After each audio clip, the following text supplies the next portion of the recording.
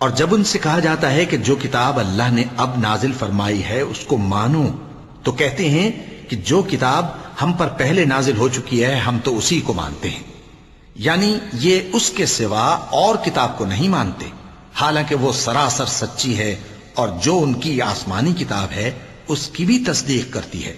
ان سے کہہ دو کہ اگر تم صاحب ایمان ہوتے تو اللہ کے پیغمبروں کو پہلے ہی کیوں قتل کیا کرتے تھے؟ اور موسیٰ تمہارے پاس کھلے ہوئے معجزات لے کر آئے، پھر تم ان کے کوہ طور پر جانے کے بعد بچڑے کو معبود بنا بیٹھے،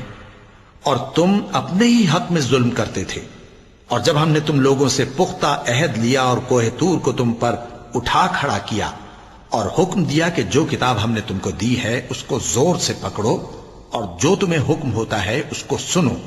تو وہ جو تمہارے بڑے تھے کہنے لگے کہ ہم نے سن تو لیا لیکن مانتے نہیں،